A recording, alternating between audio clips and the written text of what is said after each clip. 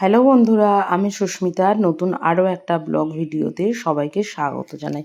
নতুন আরও একটা দিন তোমাদের সাথে শুরু করলাম। কে কোথা থেকে ভিডিওটা দেখছো এবং কেমন আছো অবশ্যই কিন্তু কমেন্ট করে জানিও।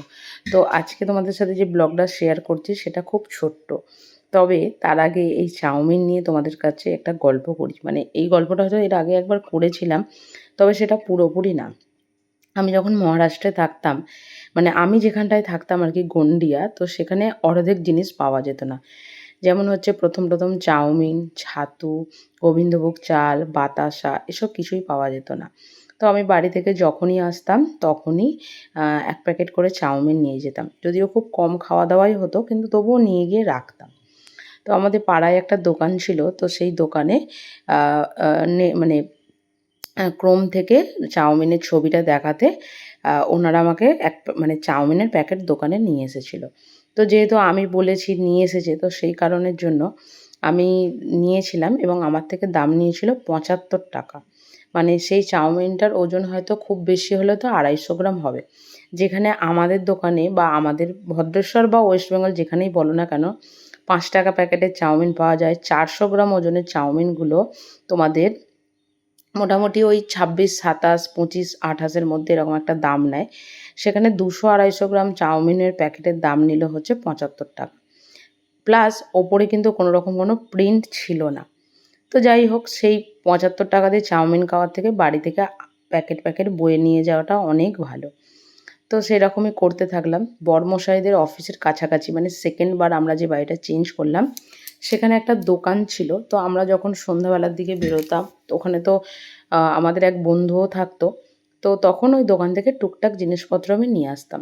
আর সেম টু সেম একটা চাউমিনের প্যাকেট ওখানে ছিল। তখন আমি বললাম যে, "এই চাউমিনের প্যাকেটটার এখানে এত দাম?" তখন চাউমিনের প্যাকেটের মানে দোকানদারটা বলল, "কত দাম?" আমি বললাম, "কেন ৳৭৫?" বলল, "না, এটা তো ৳25 দাম।" তখন আমি তো শুনে ওখানে অবাক যে এটা ৳25 দাম, আর সেম দেখতে সেম জিনিস আমি এখানে ৳৭৫ দিয়ে কিনে খাচ্ছিলাম।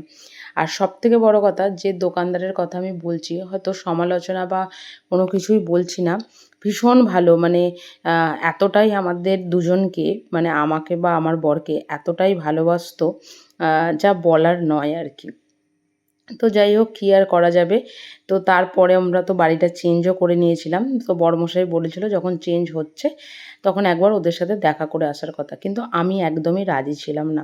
কারণ আ ভালোবাসাটা ভালোবাসার জায়গায় রাখা উচিত। যদি ভালোবাসাটা নষ্ট হয়ে যায় না, সেই ভালোবাসাটা ফিরিয়ে আনাটা খুবই মুশকিল। আর যখন দেখা যায় যে তুমি তাদের সাথে মন খুলে মিশছো এবং তোমার সাথে সে একটা মানে খারাপ ব্যবহার বা যেটাই করুক না কেন, তাহলে সেখানে আর মনে হয় না যে তাদেরকে ভালোবাসা যায় বলে। তো যাই হোক, এই হচ্ছে আমার চাউমিনের ছোট্ট করে গল্প। আর আজকের ব্লগটা খুবই ছোট ছিল। একটু ঘর বারান্দাগুলো সমস্ত কিছু পরিষ্কার করলাম, কারণ বাড়ি যাব বলে। বাড়ি যাবার আগে একটু পরিষ্কার করে রেখে যাই, আর বাড়ি থেকে এসে আবারও একটু পরিষ্কার করতে হয়। তাই আজকে সকালবেলা করেছিলাম হচ্ছে চাউমিন, আর দুপুরবেলার জন্য শুধুমাত্র সেদ্ধ ভাত। আর তার সাথে ফ্রিজে বেশ কিছু মাছ ছিল যেগুলোকে খেয়ে শেষ করতে হবে। তো সেগুলোকেই ভাজা করেছিলাম, আর কিছু করিনি। তো চলো, এখানে মোটামুটি আমার রান্নাবান্না টুকটাক হয়ে গেছে।